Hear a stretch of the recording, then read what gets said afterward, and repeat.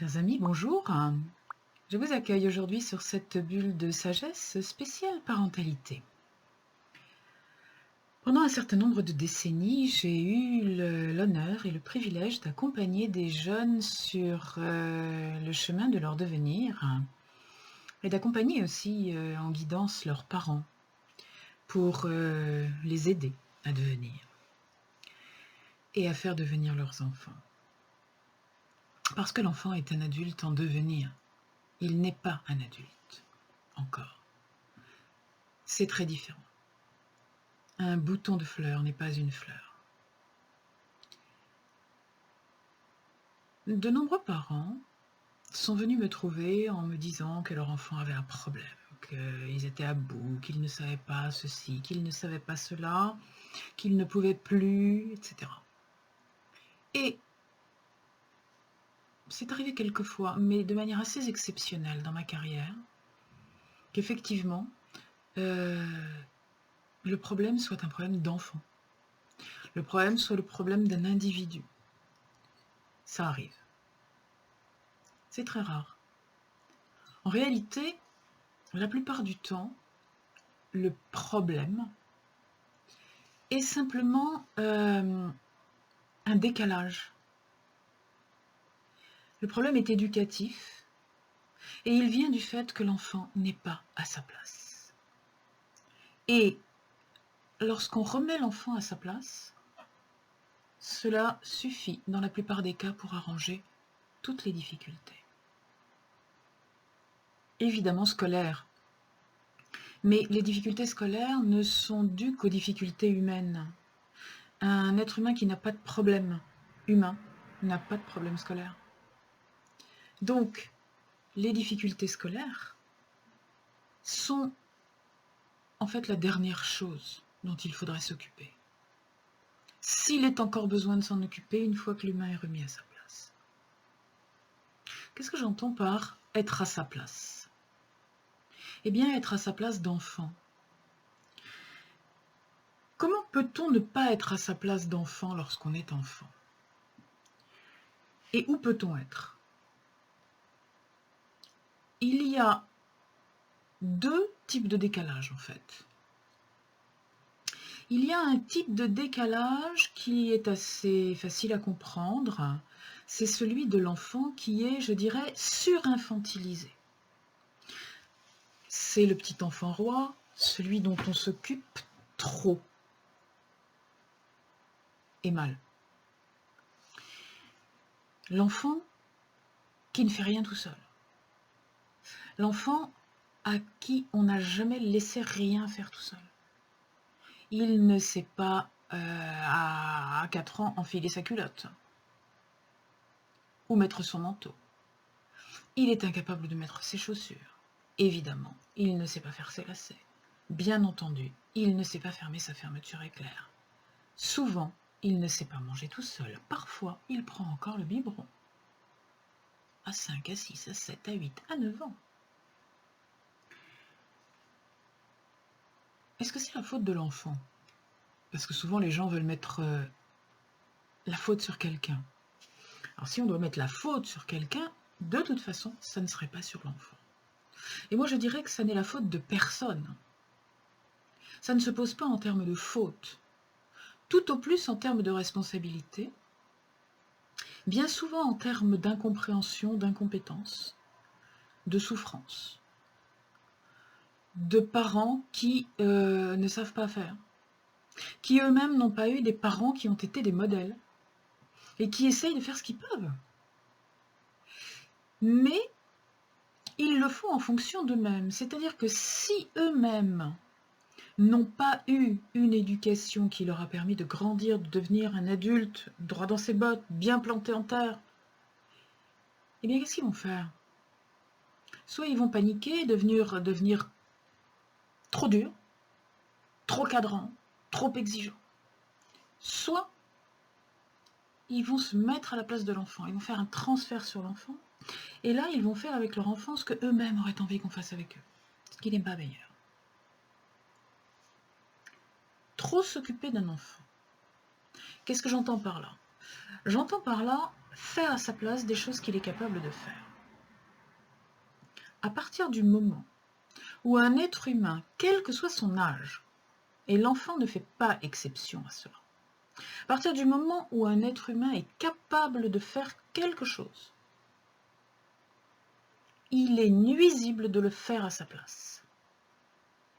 Je répète, à partir du moment où il est capable, à partir du moment où il en a la capacité physique, à partir du moment où il en a la santé, à partir du moment où il en a la compétence, il ne faut pas le faire à sa place. Concrètement, qu'est-ce que ça veut dire pour un enfant? Ça veut dire que dès qu'un enfant est capable d'enfiler ses vêtements tout seul, on le laisse s'habiller tout seul. Dès qu'un enfant est capable de mettre le pied dans ses chaussures, on le laisse mettre ses chaussures tout seul. Il se trompe de sens, oui, évidemment. Pendant un certain temps, il se trompe de sens tant qu'il n'est pas latéralisé. Et alors? Est-ce que la Terre va s'arrêter de tourner parce qu'il s'est trompé de sens? Sûrement pas. Il suffit de lui dire « Ah, mon chéri, là, c'est pas le bon pied.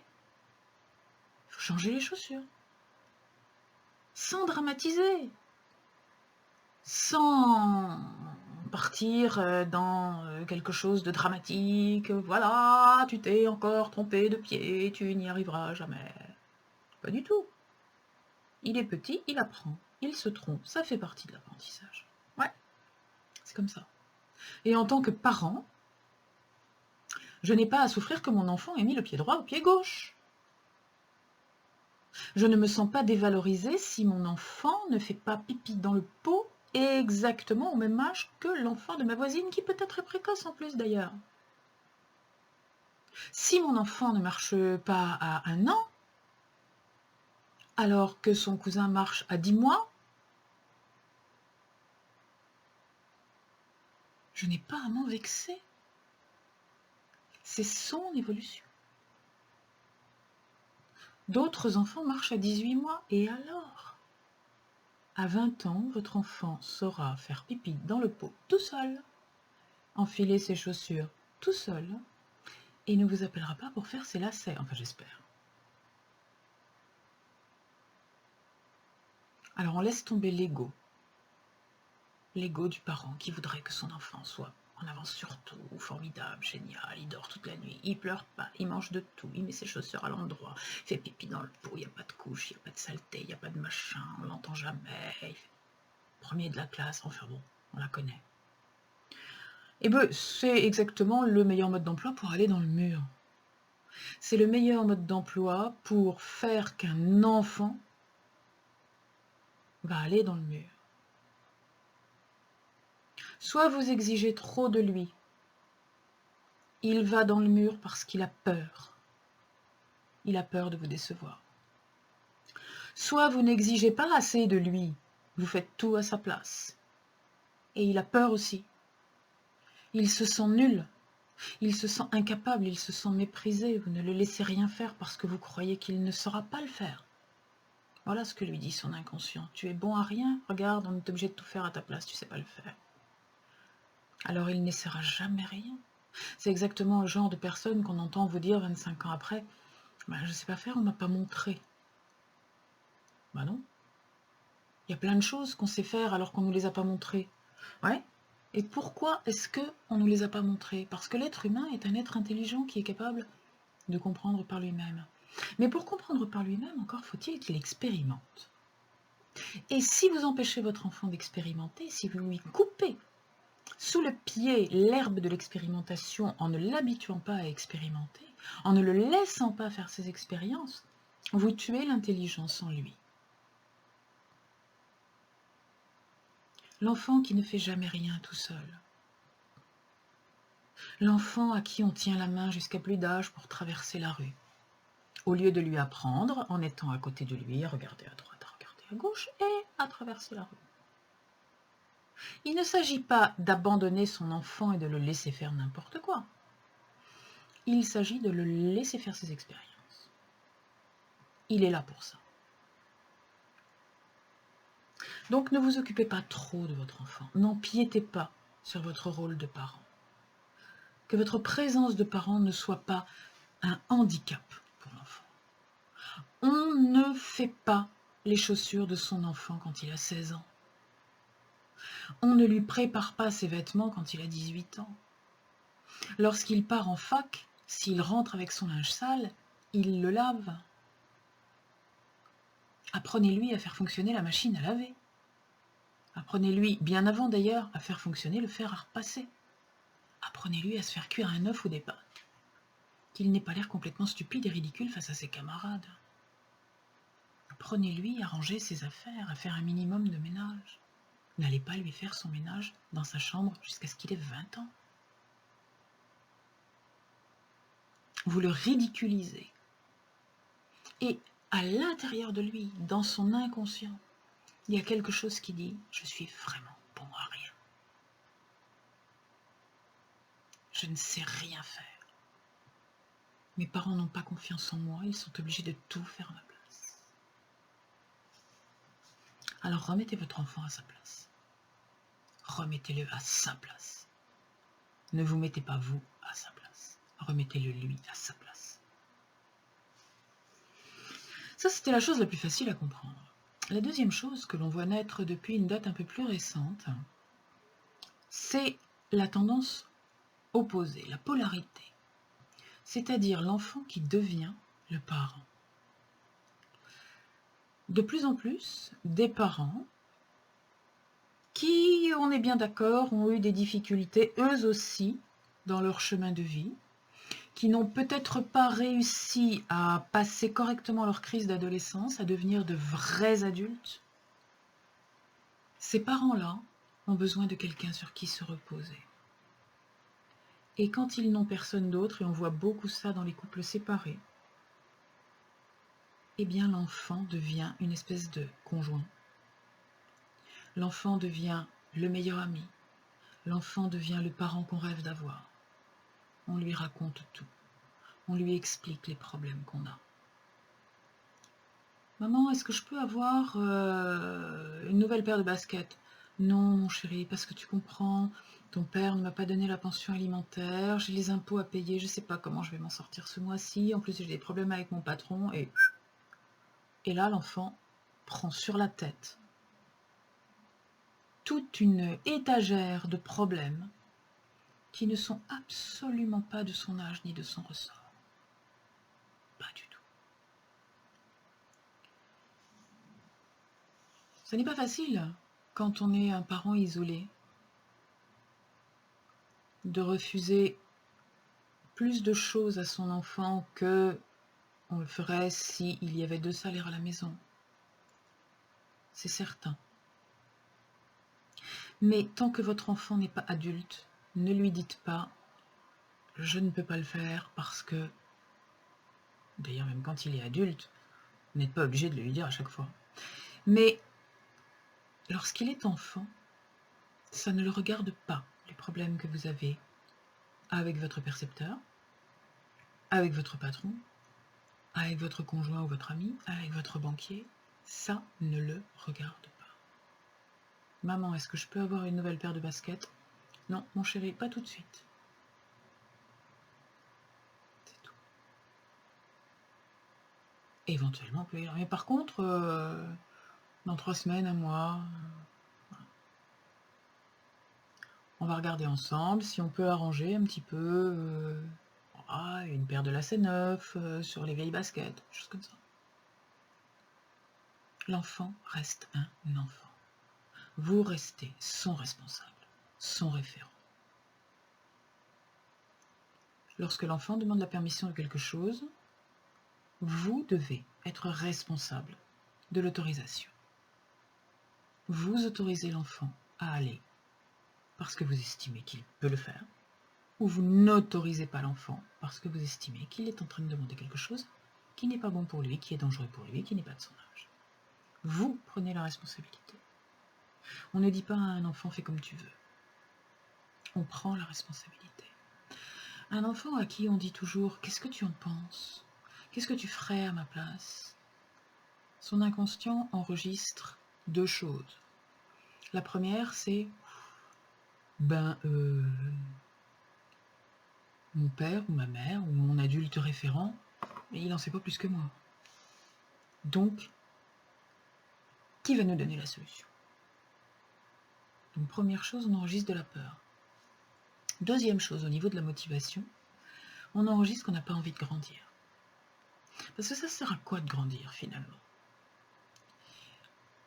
Chez les enfants qui ont ce type de parents, grandir, l'image de devenir grand qui s'imprime dans leur inconscience, et devenir grand, c'est avoir des problèmes et ne rien avoir en compensation puisqu'on n'a pas les solutions aux problèmes. Pas plus que quand on est enfant. Donc on n'a pas plus de solutions que quand on est enfant, on n'a pas plus d'avantages que quand on est enfant, et en plus, on a plus d'inconvénients. Donc l'enfant n'a pas envie de grandir. Voilà, globalement, pour ne pas faire trop long, les deux catégories principales de difficultés qu'on rencontre chez les enfants. Les enfants qui sont trop infantilisés et les enfants qui sont trop parentalisés, qu'on tire trop vers l'âge adulte. Et il y a même, je vais inclure dans cette vidéo, il y a beaucoup d'autres problèmes, hein, mais c'était juste là pour donner une petite indication sur la place de l'enfant. Il y a même l'enfant qui serait un mélange des deux, c'est-à-dire celui à qui matériellement on fait tout parce qu'on veut le garder petit, mais à qui intellectuellement on raconte tout parce qu'on n'a personne d'autre sous la main. Alors lui, il fait le grand écart, le pauvre chéri. Ces trois catégories d'enfants sont les trois catégories d'enfants qu'on retrouve le plus en difficulté à l'école.